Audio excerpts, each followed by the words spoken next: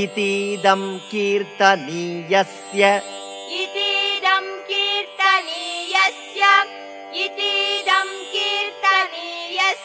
केशवस्य महात्मनः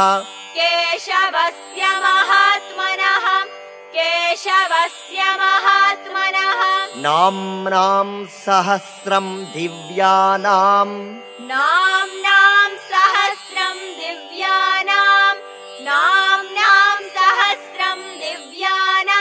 अशेषेण प्रकीर्तितम्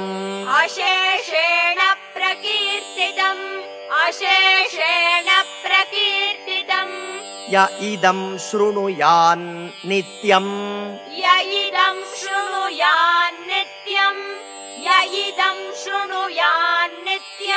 यश्चापि परिकीर्तयेत्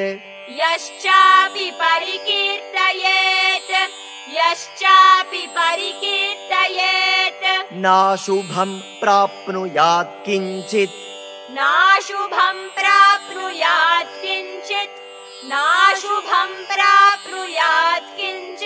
सोमुत्रेह च मानवः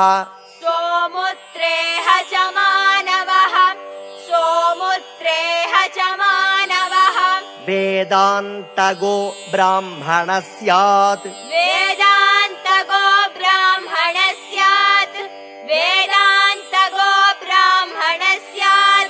क्षत्रियो विजयी भवेत्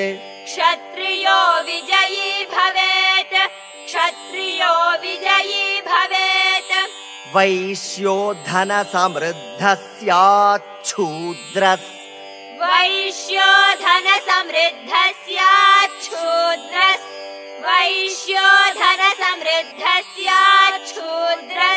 सुखमवाप्नुयात्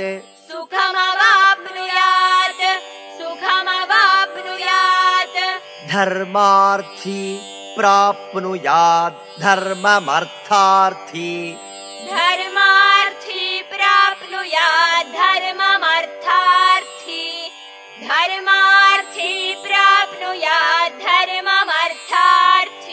चार्थमाप्नुयात्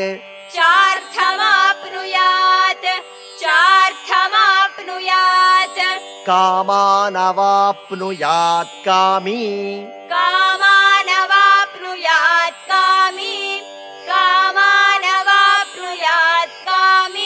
प्रजार्थी चाप्नुयात् प्रजाः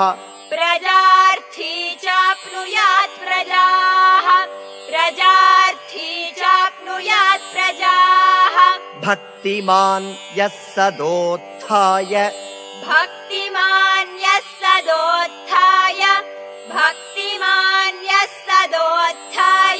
शुचिस्तद्गतमानसः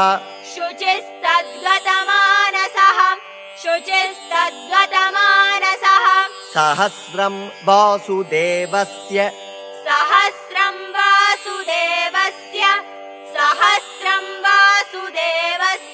नाम्नामेतत् प्रकीर्तयेत्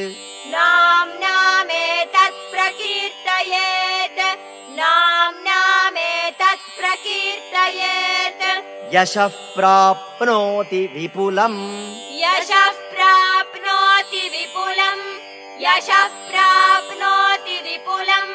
याति प्राधान्यमेव च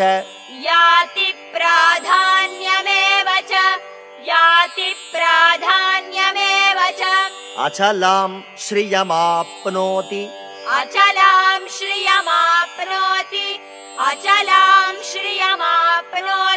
श्रेयः प्राप्नोत्यनुत्तमम्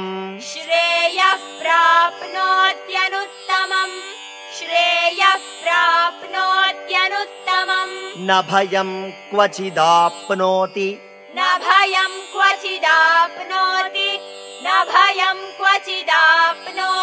वीर्यं तेजश्च विन्दति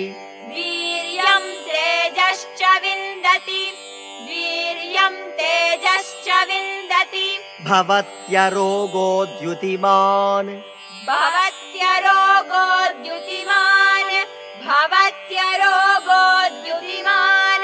बलरूपगुणान्वितः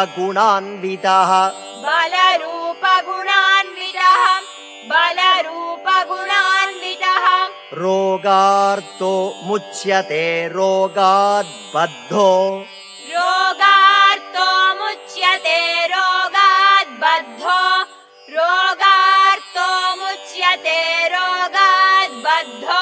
मुच्येत बन्धनात्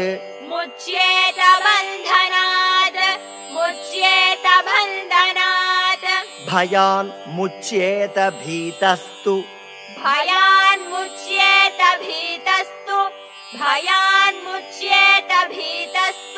मुच्येतापन्न आपदः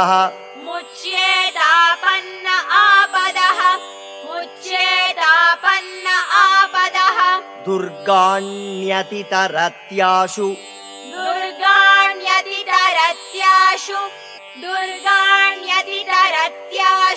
पुरुषः पुरुषोत्तमम्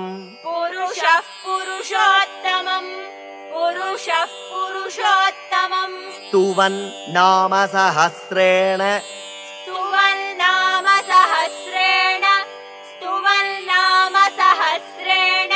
नित्यं भक्तिसमन्वितः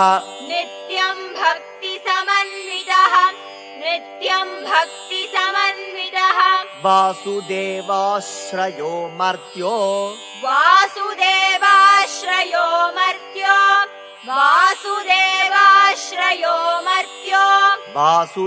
वासुदेवपरायणः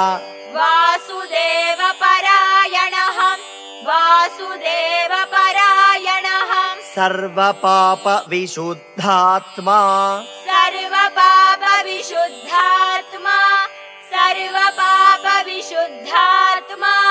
याति ब्रह्म सनातनम्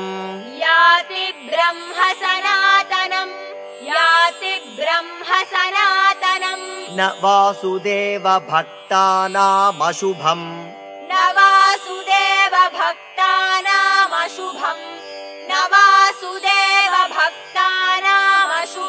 विद्यते क्वचित्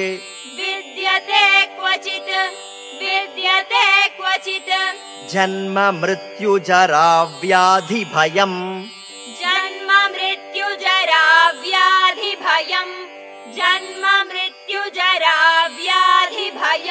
नैवोपजायते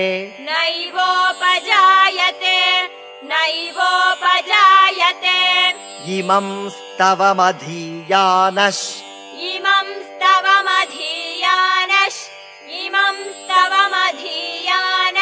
श्रद्धा भक्ति समन्वितः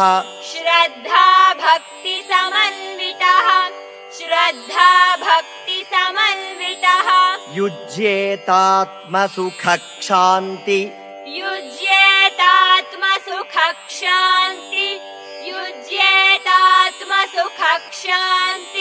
श्रीधृति स्मृतिकीर्तिभिः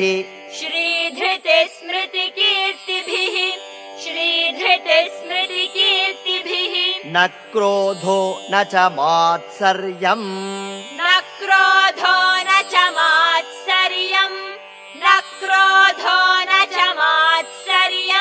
न लोभो नाशुभामतिः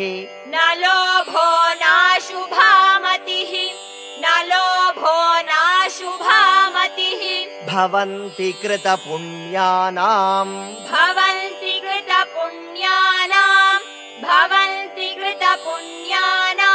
भक्तानां पुरुषोत्तमे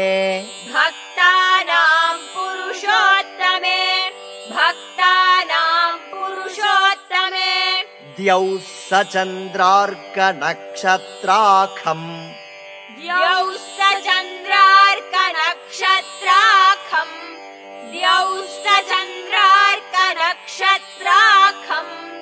दिशो भूर्महोदधिः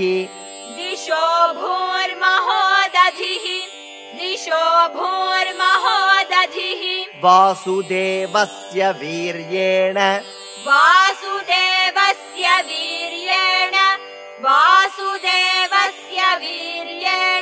विधृतानि महात्मनः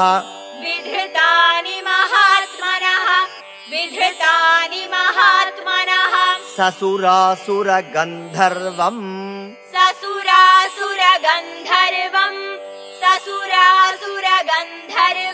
स यक्षो रगराक्षसम्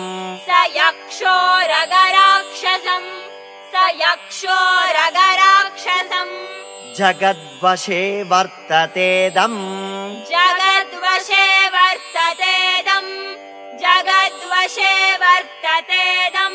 कृष्णस्य सचराचरम्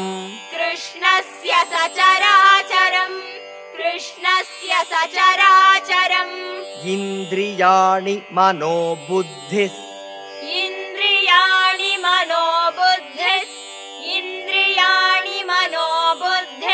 सत्त्वं तेजो बलं धृतिः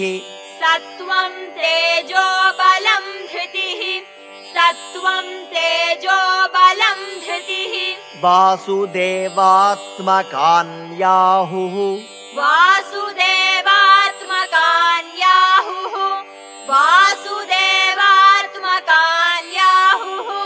क्षेत्रं क्षेत्रज्ञ एव च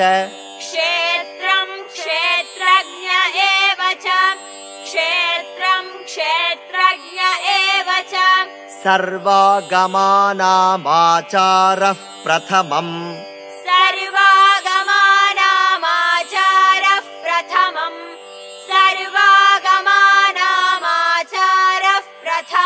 परिकल्पते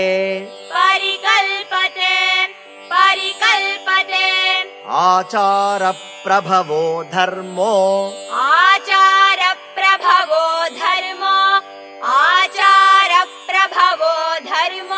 धर्मस्य प्रभुरच्युतः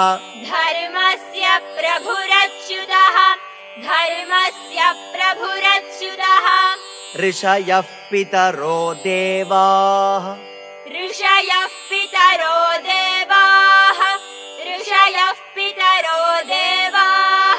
महाभूतानि धातवः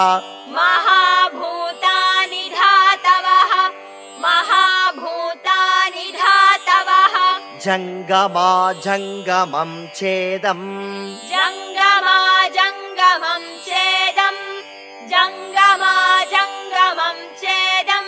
जगन्नारायणोद्भवम्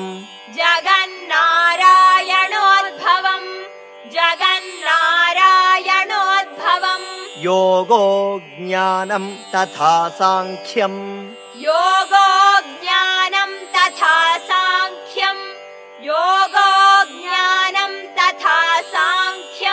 विद्या शिल्पादिकर्म च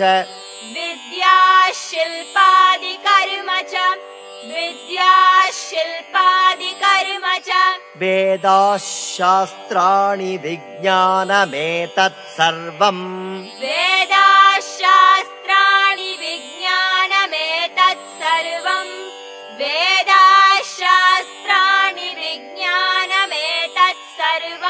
जनार्दनात्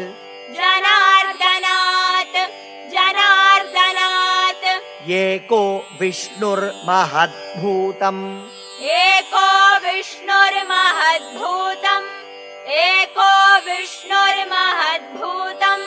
पृथक् भूतान्यनेकशः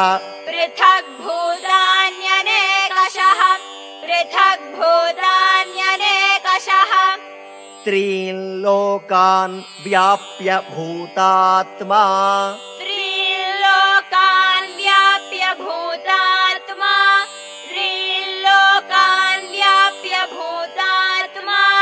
भुङ्क्ते विश्वभुगव्ययः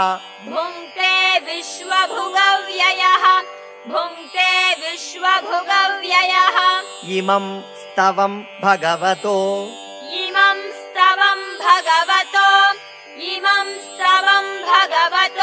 विष्णोर्व्यासेन कीर्तितम्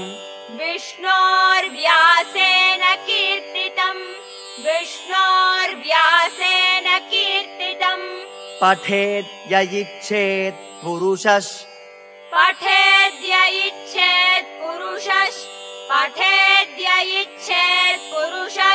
श्रेयः प्राप्तुं सुखानि च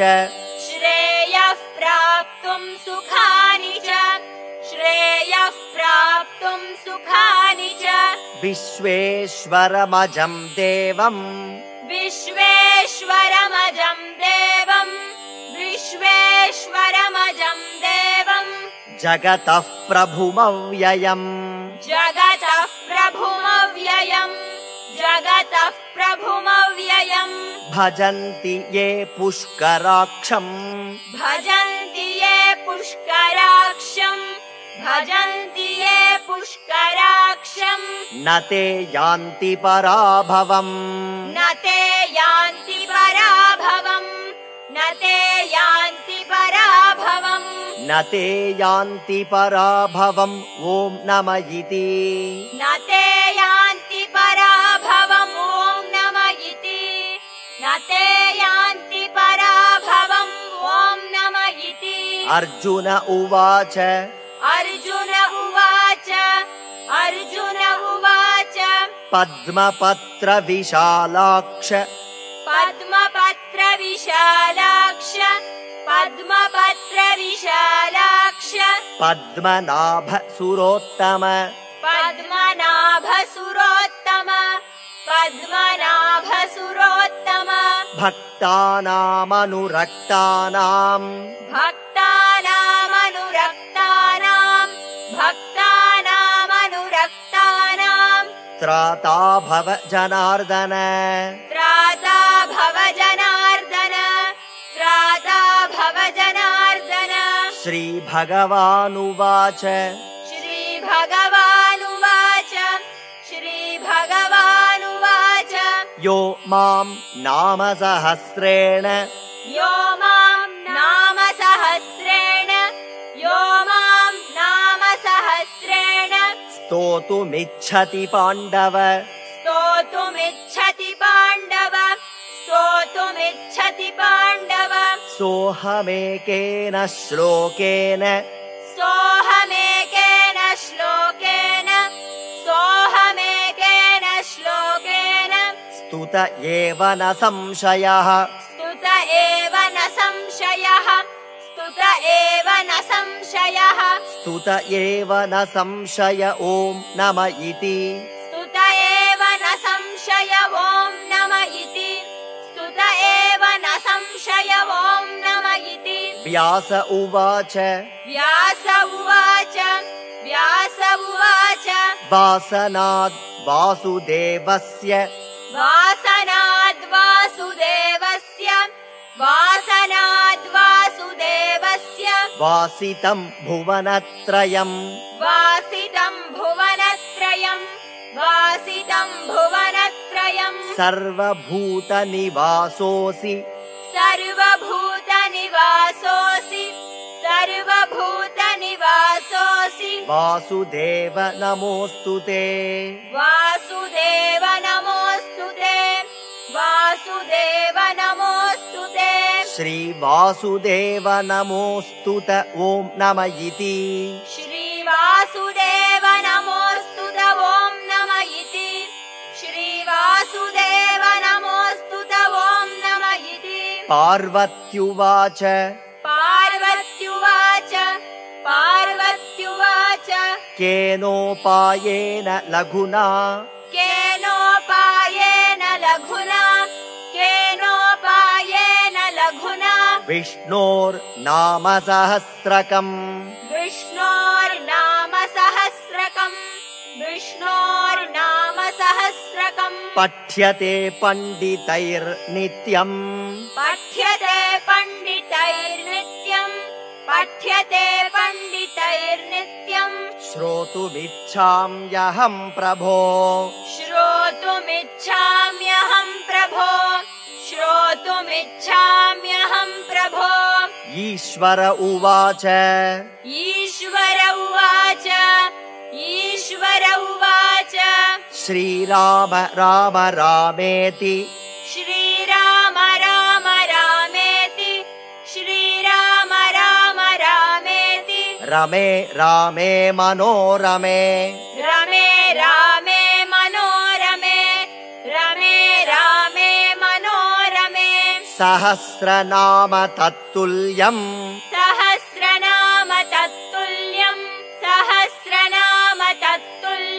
राम नाम वरानने राम नाम वरानने राम नाम वरानने श्रीराम नाम वरानन ॐ नम इति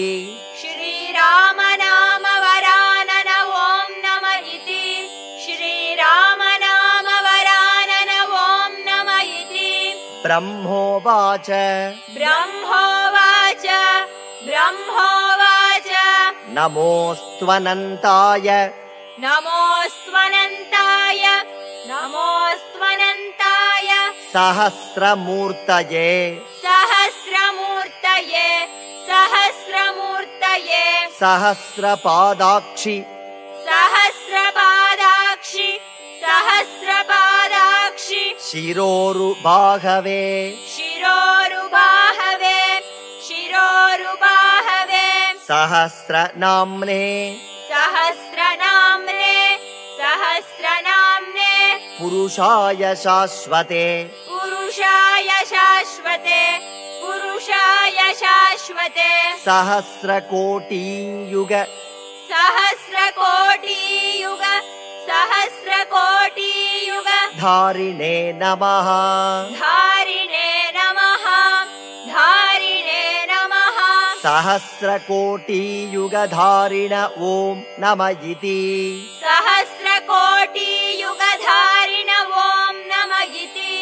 सहस्रकोटियुगधारिण ॐ नम इति सञ्जय उवाच सञ्जय उवाच सञ्जय उवाच यत्र योगेश्वरः कृष्णो यत्र योगेश्वरः कृष्णो यत्र योगेश्वरः कृष्णो यत्र पार्थो धनुर्धरः यत्र पार्थो धनुर्धरः यत्र पार्थो धनुर्धरः तत्र श्रीर्विजयो भूतिर्